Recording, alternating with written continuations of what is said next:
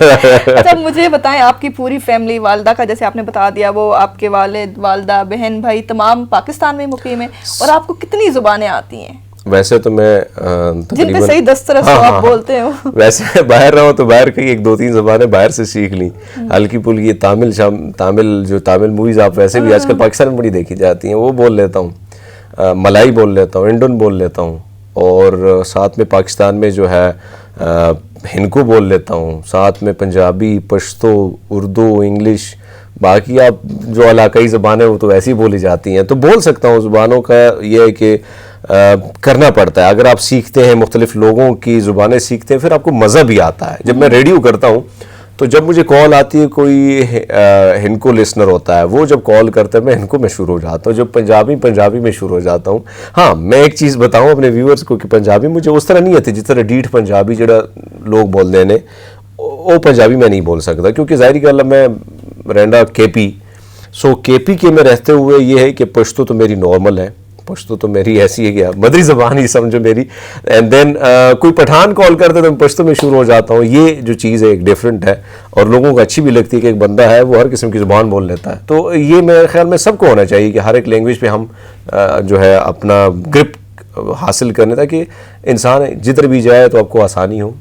اور فیملی کا بتائیں گے پاکستان میں یہ ساری فیملی میری ساری پاکستانی ہے، پیور پاکستانی. اور میں تو کبھی کبھار، ایک دن ہماری شوٹنگ تھی کراچی میں ماڈلنگ کرتا تھا اس وقت. دین ایک لڑکے نے مجھ سے پوچھا کہ تم پاکستانی ہو؟ تو میں نے کہا آپ ہم وہاں پہ لفظ مہاجر بڑا بولا جاتا ہے، حالانکہ میں اس چیز سے اختلاف کرتا ہوں کہ ہم پاکستانی ہیں. تو وہ کہتا ہم مہاجر ہیں. تو میں نے کہا آپ مہاجر ہیں بھائی، میں تو پیور پاکستان میں تو 300-400 سال سے یہاں رہ رہا ہوں. سو آئی ایم پیور پاکستانی. میرے دادا پردادا جڑے سن وہ ہری پور ہمارا ایریا ہے، اپنا آباد کے سائڈ میں ہری پور آتا ہے، تو اسی ایریا سے یہ لوگ آگے کی طرف جاتے ہیں. اور میرے والدین، میرے دادا پردادا گاؤں کی طرف گئے، تو اس ٹائم میں گاؤں کا رواج تھا رہنے کا.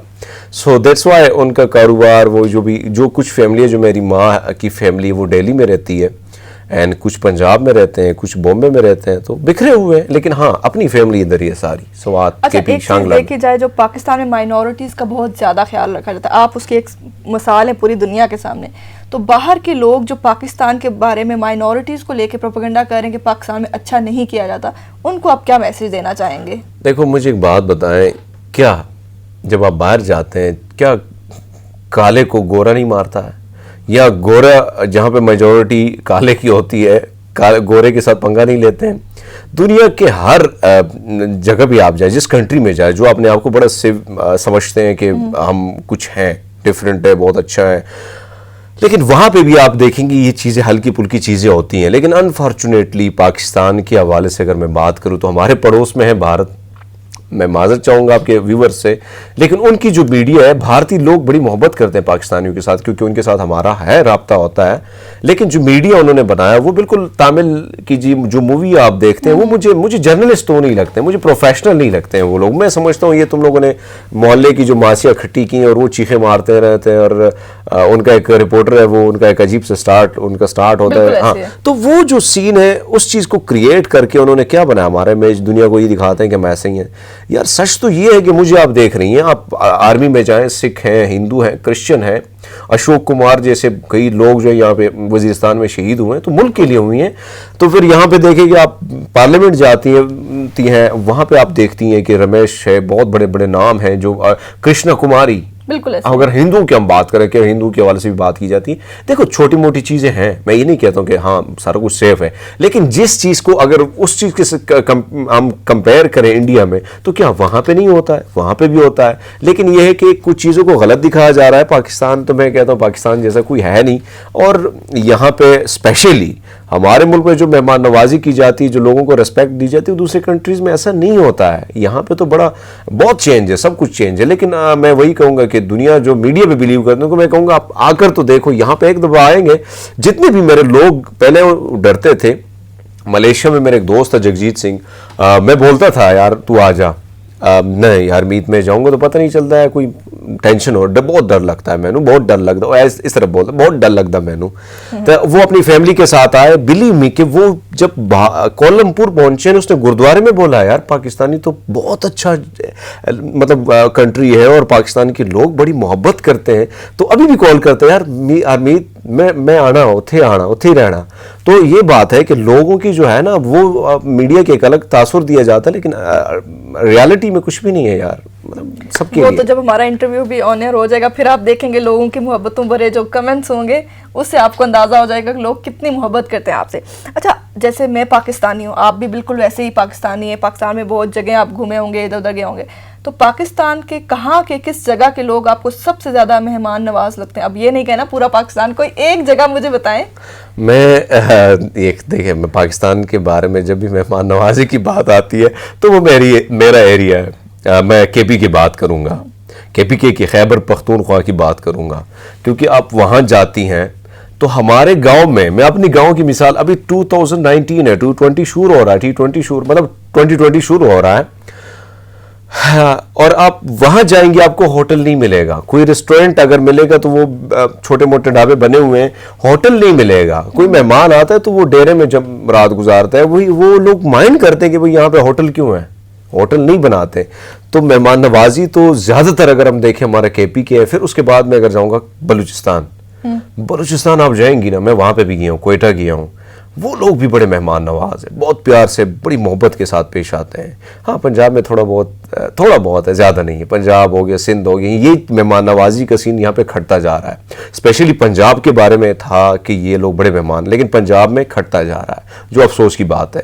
لیکن وہاں پہ آپ جائیں گی, آپ بلیو می کہ آپ کو حیرانی ہوگی کہ لوگ آپ کی کس طرح رسپیکٹ کرتے ہیں اور کس طرح محبت اور کس طرح خلوص کے ساتھ پیش آتے ہیں. مجھے یاد ہے میں آدھی رات ایک جگہ پہ گیا, میں نے ان کو بولا کوئی ہوٹل ہے, تو انہوں نے مجھے بولا آپ ہوٹل کا کیوں پوچھ رہے ہیں بھائی, کہاں سے آئے ہیں؟ میں نے کہا فلاں جگہ سے. میں نے کہا ہوٹل نہیں ہے, آپ ہمارے ساتھ آئے ہیں, آپ ہمارے مہمان ہیں.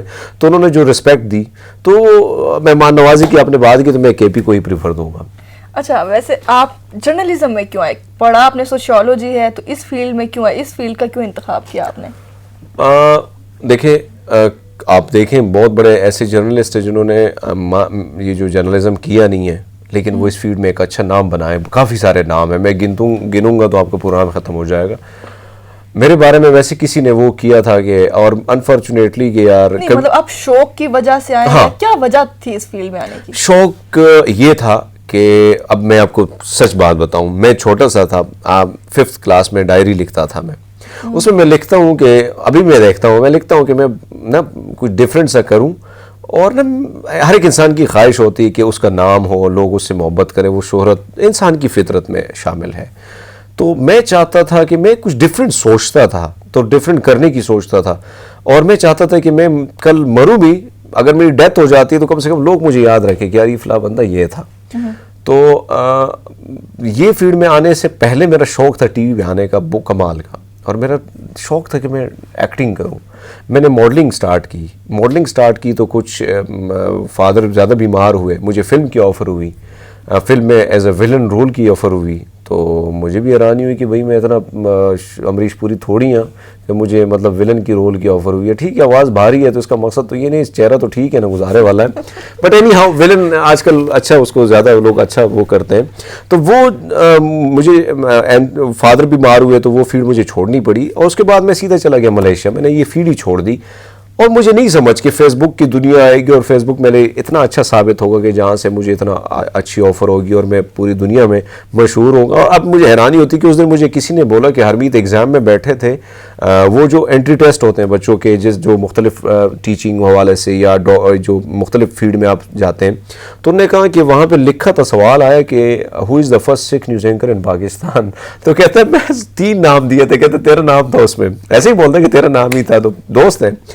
تو کہتے یار ہرمیتے تیرا نام لکھا تھا, تو میں کلک کیا 4 نمبر میں نے ملے.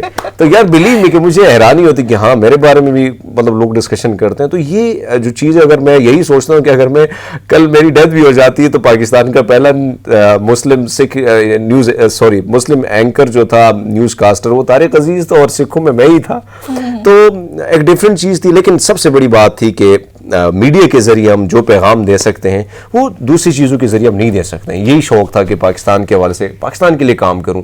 آپ کا بھی سوال ہوگا کہ ہرمیت پاکستان کے لیے تو بہت سے کام کر سکتے تھے, لیکن نہ, امیج کے حوالے سے پاکستان کے امیج, پاکستان کو دنیا میں دکھانا ہے کہ یار اس بہت خوبصورت ملک ہے ہمارا. جی اچھا, کرتارپور راہداری کے حوالے سے اگر بات کی جائے تو وہ کھولنے سے مسلمانوں اور سکھ برادری میں دوبارہ سے ایک تعلق اسٹرانگ بانڈ نہیں بحال ہو گیا؟ آپ گورنمنٹ کے اس اقدام کو کیسے دیکھتے ہیں؟ دیکھیں آپ مجھے ایک بات بتائیں، جیسے مکہ مدینہ کی بات آتی ہے تو ہر ایک مسلمان کی خواہش ہوتی کہ میں وہاں جاؤں، اپنا سجدہ کروں، میں وہ دیدار کروں سارے ان متبرک جو استھان ہے، جو دھرتی ہے وہ.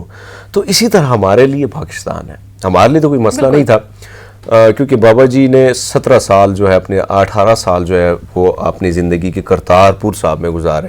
اب اس کو کرتارپور صاحب کیوں کہا جاتا ہے؟ کیونکہ کرتارپور کا نام ہے اللہ کا شہر، کرتار یعنی رب. تو بابا جی نے یہ شہر بسایا تھا، پھر وہاں پہ بارڈر بنی تو وہاں پہ ڈیرہ بابا نانک جو ہے وہ وہاں رہ گیا، کرتارپور کا یہاں رہ گیا، تو بیچ میں تو آ گئی بارڈر. تو وہاں کے جو سکھ تھے وہ بیچارے وہاں سے دیکھتے تھے، ہم یہاں سے دیکھتے تھے، تو بڑی پریشانی تھی سب کے لیے. لیکن جیسے خان صاحب اور دونوں کو بڑا کریڈٹ جاتا ہے، تینوں کو جاتا ہے، ہمارے